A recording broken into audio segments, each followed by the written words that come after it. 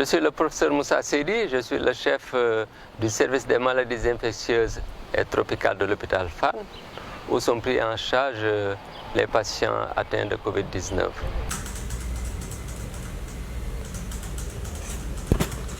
Alors, ce que la population doit retenir, c'est que oui, c'est certes un médicament bien toléré, surtout l'hydroxychloroquine ou bien la chloroquine. Nous utilisons l'hydroxychloroquine. C'est vrai, il est bien toléré, mais ça ne veut pas dire qu'on doit faire de l'automédication. L'automédication peut être dangereuse.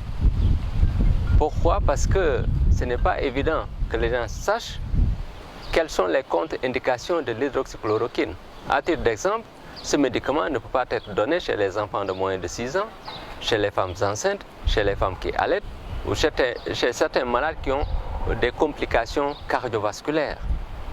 Il est donc important que la manipulation de ce médicament soit réservée strictement aux médecins à l'heure actuelle.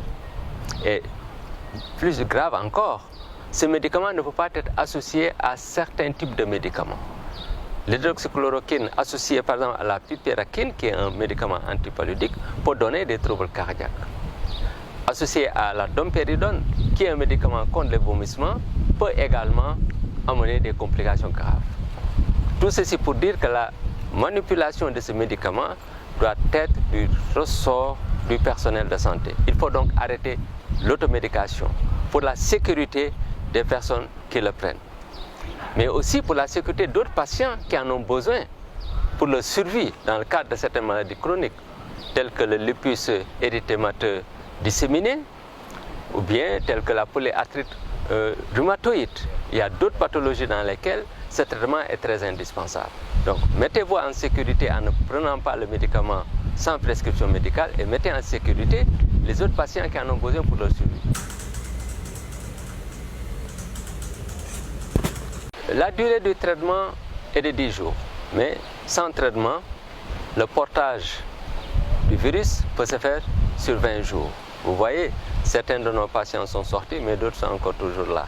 Mais avec le traitement, si l'efficacité que nous avons constatée au départ se confirme, les patients pourront sortir plus facilement. Donc si nous arrivons à sortir les patients au bout de 10 jours d'hospitalisation, ce sera un gain en termes de places disponibles. Ce sera aussi l'idéal pour le patient qui va rentrer plus rapidement chez soi et aussi une réduction du risque de transmission dans la communauté parce qu'ils seront très rapidement moins contagieux ou pas contagieux du tout.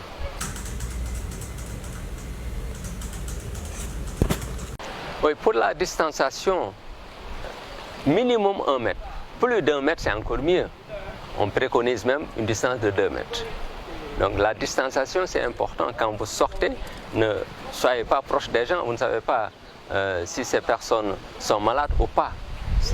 Ne vous approchez surtout pas des malades. Quelqu'un qui tousse et qui éternue, il peut facilement vous transmettre la maladie. Donc il faut véritablement respecter ces mesures de distanciation. Ce n'est pas commode par rapport à notre culture, mais c'est plus inconfortable de tomber malade et de risquer sa vie. Oui. Ce que je voudrais dire à l'endroit du grand public, c'est d'insister juste sur un message. Restez chez vous. Restez chez vous. Restez chez vous, sauf si vous avez des préoccupations urgentes et importantes. Si vous ne bougez pas beaucoup, vous avez moins de risque de rencontrer quelqu'un qui a le virus, donc moins de risque d'être contaminé. Il faut respecter les mesures prises par l'État. Et je conseille aussi à la population de se renseigner sur ce qui se passe en France, en Espagne, aux États-Unis, en Italie. Ils comprendront encore davantage l'importance d'insister sur la prévention pour contenir la maladie à ce stade.